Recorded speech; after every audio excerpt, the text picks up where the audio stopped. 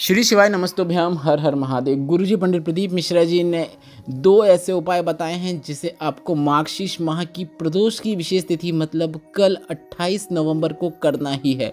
गुरुजी पंडित प्रदीप मिश्रा जी ने शिव पुराण कथा के माध्यम से यह दोनों उपायों की जानकारी दी है, जो कि हाल ही में पूर्ण हुई काशी में शिव महापुराण कथा थी। इस कथा में गुरुजी ने मार्गशीर्ष माह में किए जाने वाले दो बिल्कुल नए उपायों की जानकारी दी है, और उसमें से एक उपाय तो वह है जिसे सिर्फ और सिर्फ गुरु प्रदोष में किया जाता है। और गुरु प्रदोष मतलब कल है, गुरुवार का दिन है, शिव प्रदोष है। तो सबसे पहले हम आपको गुरु प्रदोष में किए जाने वाले उपाय की जानकारी दे देते हैं। बिल्कुल नए उपाय की जानकारी देते हुए गुरुजी ने काशी की शिव महापुराण कथा में बताया था, जीवन में आपको एक प्रयास करना है। गुरु प्रदोष की तिथि हो मतलब प्रदोष हो और वह गुरुवार के दिन हो, तो ऐसी प्रदोष गुरु प्रदोष कहलाती है। और इस गुरु प्रदोष में आपको प्रदोष काल में, प्रदोष काल मतलब शाम का वह समय जब सूर्य की रोशनी दिखाई देती है पर सूर्य दिखाई नहीं देता, वह प्रदोष काल कहलाता है। या फिर सूर्य अस्त के 45 मिनट पहले से लेकर 45 मिनट बाद तक का समय प्रदोष काल कहलाता है। उस समय आपको यह उपाय करना है। इस उपाय को करने के लिए आपको 3 बेलपत्र और 1 दीपक की आवश्यकता होगी। 3 बेलपत्र ऐसी लें कटी फटी ना हो, और बेलपत्र की डूंठ पहले से ही तोड़ दें। ऐसी अच्छी सुंदर बेलपत्र का उपयोग करना है। और 1 दीपक जो है उसमें आपको घी का उपयोग करना है, और उसमें आपको दोनों बाती रखना है, मतलब फूल बाती और लंबी बाती। फूल बाती मतलब गोल बाती जो आप भोलेनाथ को बनाते हैं, अर्पित करते हैं दीपक के माध्यम से। गोल बाती का दीपक और लंबी बाती का दीपक एक ही दीपक होना चाहिए, इस बात का आपको ध्यान रखना है। एक ही दीपक के अंदर आप दोनों बाती रखें और इस उपाय के अंतर्गत उस दीपक का उपयोग करना है। ध्यान से सुनिएगा कि यह उपाय आपको किस प्रकार से करना है। गुरु प्रदोष के दिन प्रदोष काल में सबसे पहले आपको पहली बेलपत्र नंदी के पीठ पर, शिव का जो भाग होता है मतलब नंदी के पीठ में जो उभार होता है वहां पर आपको पहली बेलपत्र अर्पित करना है। इसके बाद दूसरी बेलपत्र आपको माता पार्वती के हस्तकमल मतलब शिवलिंग के कटीय भाग में अर्पित करना है। जिन्हें पता नहीं है आप वीडियो में देखकर समझ सकते हैं कि शिवलिंग का कटीय भाग कहाँ पर होता है और आपको बेलपत्र अर्पित कहाँ पे करना है। तीसरी बेलपत्र शिवलिंग के ऊपर अर्पित करना है, और इस प्रकार से तीसरी बेलपत्र को शिवलिंग के ऊपर अर्पित करना है कि डंडी जलधारी की ओर होना चाहिए। इसके बाद वह दीपक आपको प्रज्वलित करना है, जिस एक ही दीपक में आपने दोनों बाती लगाई है, गोल बाती और लंबी बाती। उस दीपक को आपको प्रज्वलित करना है, और उस दीपक को आपको शिवलिंग और नंदी भगवान जहाँ रहते हैं उसके बीच में जो स्थान रहता है, खाली स्थान, वहाँ पर आपको उस दीपक को प्रज्वलित करने के बाद रख देना है। अगर रख ना पाओ तो स्पर्श भी कराएंगे तो भी पर्याप्त है। अगर आप उस विशेष स्थान पर ना रख पाओ तो आप भोलेनाथ की शिवलिंग और नंदी के बीच के स्थान पर उस दीपक को स्पर्श कराएं, मतलब रखें, और वहां से उठाकर आप मंदिर में कहीं पर भी एकांत में रख सकते हैं।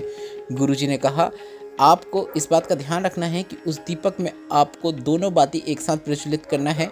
दोनों बाती प्रज्वलित करने के बाद ही दीपक का आपको वहाँ पर स्पर्श कराना है। अब यह उपाय किन्हें करना है वह भी समझ लीजिए। कितना ही पैसा अगर आपका कोई लेकर चला गया हो, करोड़ों का पैसा अगर आपका डूब गया हो, आपका पैसा आपके पास वापस आकर ही रहता है। डूबा पैसा वापस लाने का गुरुजी पंडित प्रदीप मिश्रा जी का बताया यह विशेष उपाय है, जिसे सिर्फ और सिर्फ गुरु प्रदोष की विशेष तिथि में किया जाता है। मतलब यह मौका आपके पास बहुत कम देखने को मिलता है। 28 नवंबर मतलब कल गुरु प्रदोष की विशेष तिथि है और आपको यह विशेष उपाय करना ही है। अब बढ़ते हैं उस उपाय की ओर जो कि गुरुजी ने मार्गशीर्ष माह के दोनों प्रदोष में करने को कहा है। वैसे तो आप यह उपाय किसी भी माह के दोनों प्रदोष में कर सकते हैं, मतलब चैत्र के दोनों प्रदोष में कर सकते हैं, वैशाख के दोनों प्रदोष में कर सकते हैं, पर आप ऐसा नहीं कर सकते कि आपने चैत्र माह के प्रदोष में कर लिया और फिर अगला आपका महीना कोई दूसरा आया वैशाख या ज्येष्ठ, उसमें आपने कर लिया। ऐसा नहीं करना है।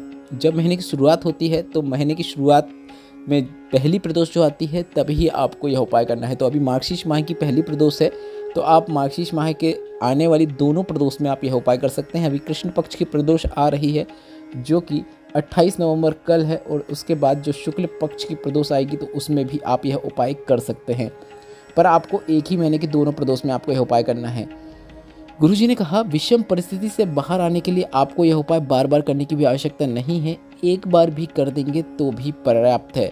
आपको बस इस उपाय को करने के लिए 12 बेलपत्र और 1 कलश जल की आवश्यकता होगी। और यह विशेष उपाय करने के लिए आपको महादेव का विशेष नाम करकोटेश्वर महादेव का नाम स्मरण करना है। आप स्क्रीन में भी देख सकते हैं कि किस नाम का स्मरण करते हुए आपको यह उपाय करना है। स्क्रीन में वह नाम लिखा हुआ भी आपको दिखाई दे रहा है। यह उपाय काफ़ी सरल और आसान है। गुरुजी ने 2 तरीके बताए हैं, जो आपको ठीक लगे आप उस अनुसार यह उपाय कर सकते हैं। पहला सबसे सरल तरीका हम आपको बता देते हैं। आपको करकोटेश्वर महादेव का नाम स्मरण करते हुए 12 बेलपत्र लेनी है और उसे शिवलिंग में माता अशोक सुंदरी के स्थान पर अर्पित कर देना है। इसके बाद उत्तरमुखी होकर आपको शिवलिंग के ऊपर जल अर्पित करना है।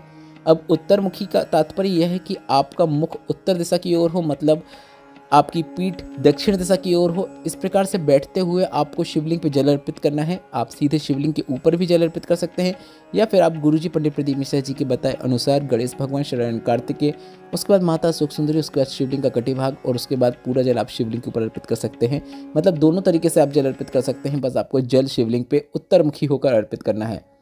बस इतना ही करना है। गुरुजी ने कहा कितनी ही विषम परिस्थिति क्यों न चल रही हो, अगर आप यह उपाय मार्गशीर्ष या फिर किसी भी माह की दोनों प्रदोष में कर देते हैं तो वह विषम परिस्थिति से महादेव आपको बाहर निकाल लेते हैं और आपको स्वयं उस परिस्थिति से बाहर निकलने का रास्ता दिखाई देने लगता है। अब यह तरीका तो काफ़ी सरल था। गुरुजी ने एक और तरीका बताया है, वह भी सुन लीजिए। अगर आप उस प्रकार से भी कर लेंगे तो काफ़ी अच्छी बात है। 12 बेलपत्र लेनी है और 12 बेलपत्र को आपको 3-3 बेलपत्र के 4 ग्रुप में डिवाइड कर देनी है। मतलब 3-3 के 4 समूह बना ले बेलपत्र के। इसके बाद 3 बेलपत्र एक साथ लें और उसे शिवलिंग में माता अशोक सुंदरी के स्थान पर करकोटेश्वर महादेव का नाम स्मरण करते हुए अर्पित करें। इसके बाद दूसरी 3 बेलपत्र एक साथ उठाएं, उसे फिर माता अशोक सुंदरी के स्थान पर अर्पित करें। इसके बाद तीसरी बेलपत्र, जिसमें 3 बेलपत्र का समूह रहेगा, उसे माता अशोक सुंदरी के स्थान पर अर्पित करें। इस प्रकार से चौथी और अंतिम बेलपत्र का समूह जो 3 बेलपत्र का रहेगा, उसे आपको माता अशोक सुंदरी के स्थान पर अर्पित करना है। एक एक करके करना है। जो पहला तरीका बताया था उसमें आप 12 एक साथ अर्पित कर सकते हैं और दूसरे तरीके में आपको 3-3 करके 4 बार में अर्पित करना है। पर अर्पित आपको शिवलिंग में माता अशोक सुंदरी के स्थान पर ही करना है। और अर्पित करने के बाद आपको फिर शिवलिंग के ऊपर करकोटेश्वर महादेव का नाम लेते हुए जल अर्पित कर देना है। यह उपाय गुरुजी ने जितने भी बताए हैं, यह सभी उपाय गुरुजी ने काशी में चल रही शिव महापुराण कथा के अंतर्गत बताए हैं और यह दोनों उपाय बिल्कुल नए उपाय हैं। इस शिव महापुराण कथा के पहले आपको इन उपायों की जानकारी कभी भी सुनने को नहीं मिली होगी। तो आपके पास काफ़ी अच्छा अवसर है गुरु प्रदोष का डूबा पैसा वाला उपाय करने का, जिसमें आपको डूबा पैसा वापस मिलने का लाभ प्राप्त होता है। और दूसरा उपाय यह है जिसमें आप कितनी ही विषम परिस्थिति में घिर गए हों, घर में कितना ही बड़ा संकट क्यों ना आ गया हो, अगर आप यह उपाय करते हैं तो आपको उससे बाहर निकलने का रास्ता अवश्य नज़र आता है। इस वीडियो में बताए गए उपाय से संबंधित कोई प्रश्न हो तो आप ये कमेंट बॉक्स के जरिए पूछ सकते हैं। साथ ही साथ हम आपको व्हाट्सएप चैनल की लिंक भी कमेंट बॉक्स में मेंशन कर देंगे, जिसमें टच करके आप हमें व्हाट्सएप में फॉलो कर सकते हैं, जो कि बिल्कुल फ्री है। और अगर हम आपके कमेंट्स का जवाब तुरंत नहीं दे पाते हैं तो आप निराश मत होया करिए।